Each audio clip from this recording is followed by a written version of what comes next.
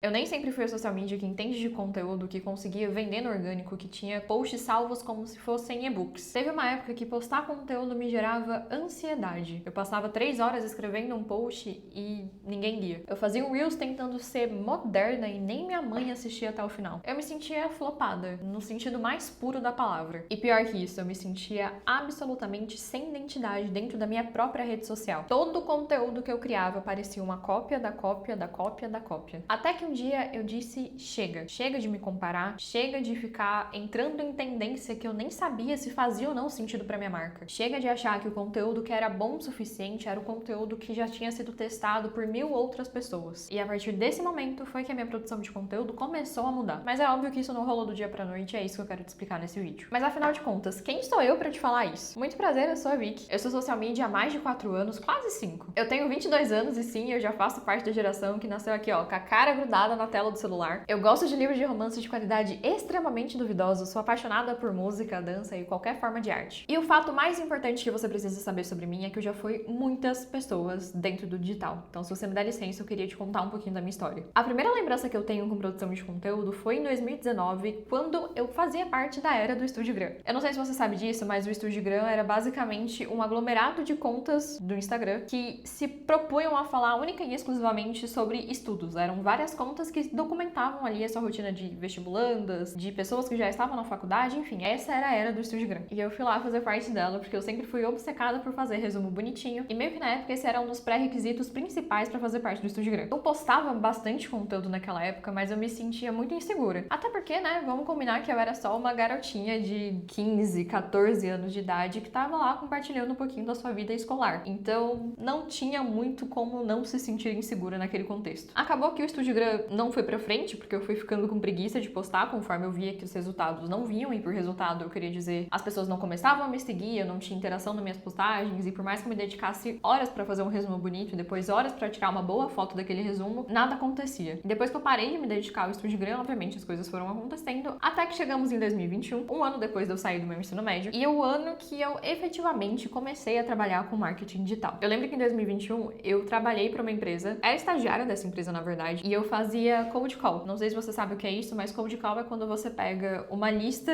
de empresas a qual a sua empresa poderia prestar serviços e você entra em contato com elas meio que pra sondar ali, pra entender se aquela empresa fazia ou não sentido pra empresa a qual você trabalhava. Eu não sei se ficou confuso, mas eu vou deixar o que significa cold call aqui embaixo. Eu vou procurar uma definição boa pra isso. Enfim, eu trabalhei naquela empresa por 3 meses, mas nas primeiras 2 semanas eu já sabia com certeza absoluta que não era aquilo que eu queria pra mim, porque eu sou uma pessoa introvertida. Eu não nasci pra ficar no telefone o dia inteiro ouvindo não. Isso me deixava muito triste, fazia muito mal pra minha saúde mental. Então, eu não precisei de muito tempo pra entender que aquilo não fazia sentido pra mim. E nesse ano, eu comecei a produzir conteúdo. A gente tava ali naquele boom da terminologia, da galera falando o que era marketing de conteúdo. E eu surfei nessa onda. Eu comecei a produzir conteúdo, criei um perfil profissional e comecei a documentar minha jornada de estudante de marketing. Também foi nesse ano que eu fechei os meus primeiros contratos como social media. Então, não dá pra falar que não deu certo, mas também foi um ano em que eu, obviamente, não consegui destravar a minha produção de conteúdo. E isso, na verdade, vem por uma série de motivos. Eu não era constante na minha produção. Eu tava sempre procurando e encontrando desculpas pra não fazer aquilo que precisava ser feito. E é óbvio que o resultado foi uma merda. Mas tudo bem, porque eu já tava conseguindo os meus primeiros contratos como social media e eu já tava ali ganhando um dinheirinho, então pra mim já tava tudo certo. De 2021 até o meio de 2023, eu fiquei praticamente 100% fora das redes sociais, inclusive privei todas as minhas contas, pra que na segunda metade de 2023 eu voltasse e desse com a cara na parede. Por que, Vi, que você me pergunta? Eu não sei se você lembra disso, mas 2023 foi o ano que o termo high ticket apareceu. E cara, que inferno, porque todo o conteúdo tinha que ser high ticket, tudo tinha que ser aquela estética dark, sofisticada. Eu acho que se fosse pra pensar em uma definição pra 2023, a definição seria a era dos conteúdos aesthetic, porque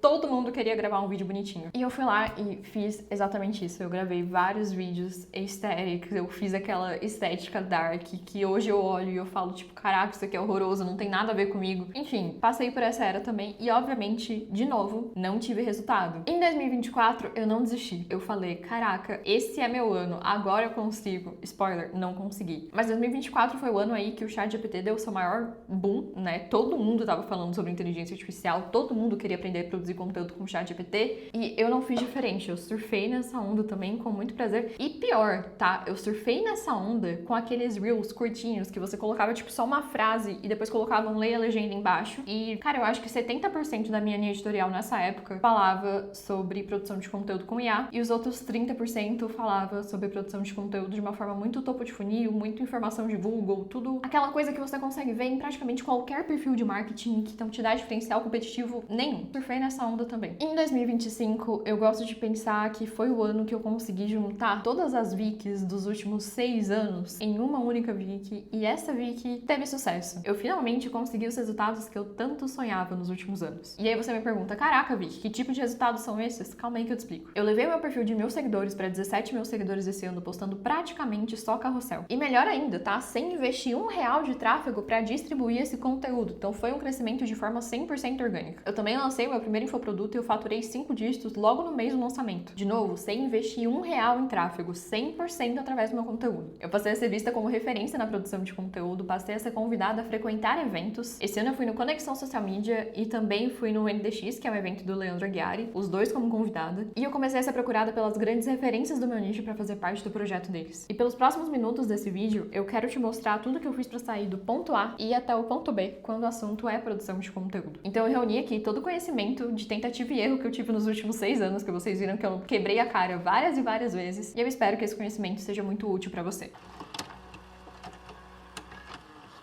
Quando a gente tá falando de dar certo em alguma coisa, eu acho que o ponto principal é você entender o contexto que você tá atualmente. Então, qual que era o meu contexto? Qual que foi o meu contexto nos últimos 6 anos? Produzir conteúdo era chato, exaustivo e fazia com que eu me sentisse constantemente insuficiente. Até porque como que você não vai duvidar da sua própria capacidade quando você é social media, trabalha com produção de conteúdo, mas é incapaz de ser constante no seu trabalho para sua própria rede social por mais de 2 semanas? Como não duvidar da sua capacidade quando você trabalha com isso e você não consegue ter nem 30 likes num post que foi feito para você mesma, a pessoa que deveria ser a sua maior cliente. E a partir do momento que você entende o seu contexto, é importante que você consiga pensar no seu diagnóstico.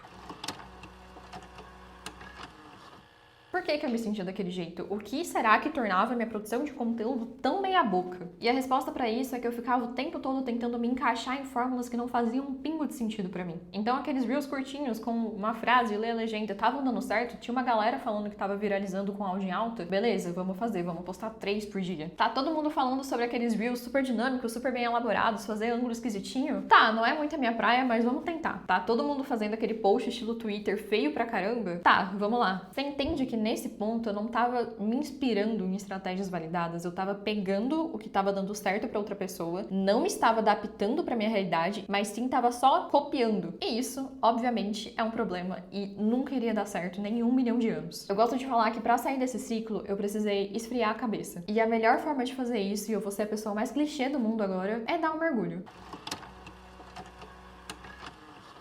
Eu tive que mergulhar em mim mesma. Eu reaprendi o que eu gostava, o que eu não gostava, o que eu achava bonito, o que eu achava inteligente, quais eram as referências que moldaram a Vic enquanto pessoa, quem eu realmente gostava de acompanhar e quem eu acompanhava só porque eu queria ter os mesmos resultados que essa pessoa estava tendo. E cara, eu não vou mentir pra vocês, mas isso durou meses. Mas depois de fazer isso, eu tinha um puta banco de referências e ideias que eram diferentes de tudo que eu já tinha visto no meu mercado. E como eu sou muito legal, eu vou deixar aqui na tela rapidinho as perguntas que eu tava respondendo pra mim mesma naquele período. Então pausa esse vídeo, responde as perguntas e depois volto aqui pra gente continuar. Eu não sei se você já conhece essa palavra, então eu vou trapacear e pegar a definição dela aqui. Rebranding é um processo de alterar a identidade de uma marca para mudar a forma com a qual ela é percebida pelo público. No meu caso, eu tava retomando a minha identidade para fazer com que o meu público me percebesse como eu mesma, e não como uma cópia da cópia da cópia. Isso fez com que meu feed começasse a pegar um pouquinho da minha personalidade. O primeiro indicativo que eu tive de que eu tava no caminho certo foi que esses comentários que você tá vendo aqui na tela começaram a aparecer. Agora que eu já tava começando a me ver mais no meu conteúdo, eu precisei tomar vergonha na cara e começar a produzir com escala. E o legal desse momento é que eu tava botando tanta fé em mim mesma que ao invés de procurar referências nos meus concorrentes, nos vídeos mais virais do meu nicho, eu comecei a olhar o que eu já tinha postado anteriormente. E comecei a replicar os formatos que já tinham dado ali mais ou menos certo, que já tinham dado o primeiro indício de que era um caminho interessante a se seguir. E foi nessas que eu entendi uma coisa muito importante. O conteúdo que reforça o que eu acredito com um formato validado era um conteúdo que saía da bolha. Eu não quero usar o termo conteúdo viral, porque quando a gente pensa em viralizar, a gente pensa em alcançar números extraordinários, 1 milhão, 2 milhões de visualizações, e o conteúdo que estoura a bolha nem sempre tem esse resultado. Provavelmente, quando você estiver começando, o conteúdo que dá certo é o conteúdo que vai um pouquinho acima da média, que tem ali 1 ou 2 comentários a mais de pessoas que você não conhece, que estão elogiando a sua forma de pensar. Então, eu quero que você pare de pensar no conteúdo que deu certo como um conteúdo que viralizou e comece a perceber as sutilezas do processo. O segundo ponto é que eu comecei a trazer mais da minha rotina e, surpreendentemente, as pessoas gostaram. E elas queriam saber mais sobre o que eu fazia no meu dia a dia. Eu comecei a expor quais eram as minhas verdades, o que eu acreditava sobre o mercado, e as pessoas começaram a concordar comigo. E isso virou um ciclo vicioso do bem.